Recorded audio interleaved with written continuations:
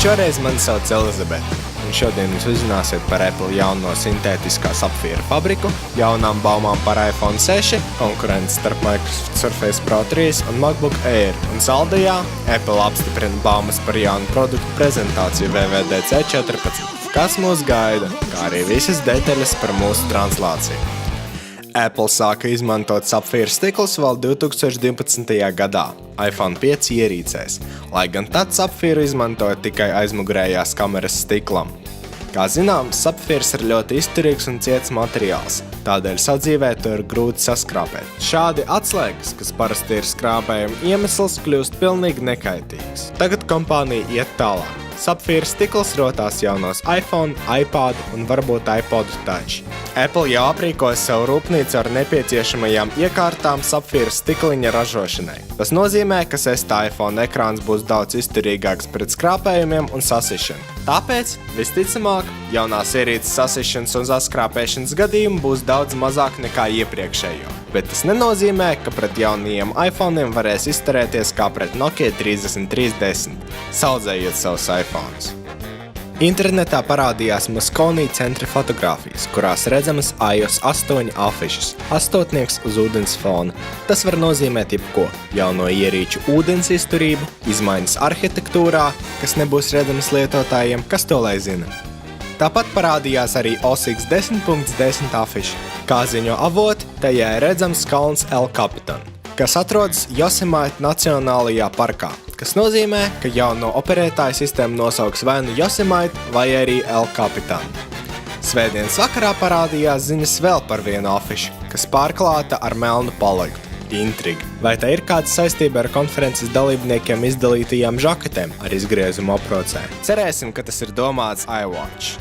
Tā varētu būt, jo Apple paziņoja, ka WWDC konferencē prezentēs ne tikai programmatūru, bet arī jaunas ierīces. Ko mums varētu parādīt? Nelielas izmaiņas MacBook Pro Retina, vai mēs beidzot ieraudzīsim MacBook Air ar Retina ekrānu? Kā arī pastāv iespēja ieraudzīt atjaunoto Apple TV ar App Store un surfošanu internetā.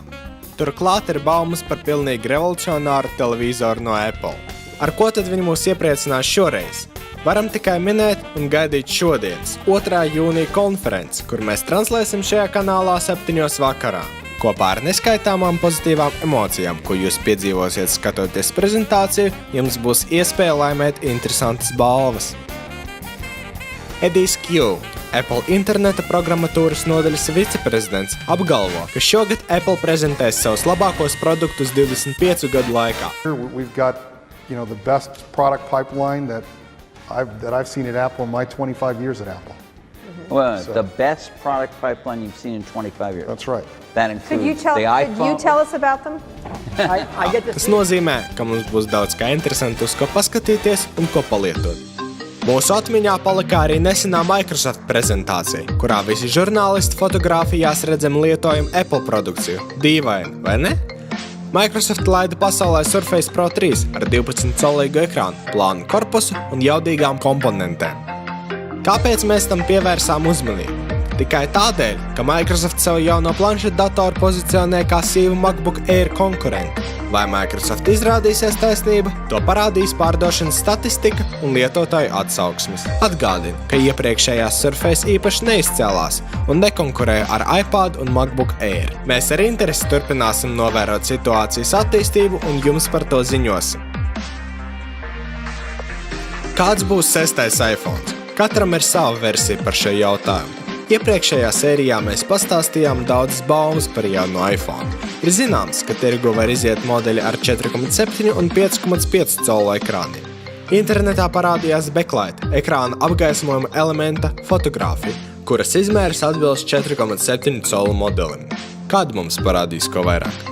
Vēl tīmeklī parādījās aizmugurējā paneļa fotogrāfija, kuras autentiskums gan ir apšaubāms. Turpinam gaidīt nopietnāks noplūdes. Palīdziet ar mums, lai būtu lietas kursā.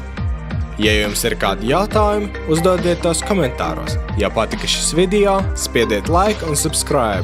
Tiekamies šodienas translācijā 7. vakarā.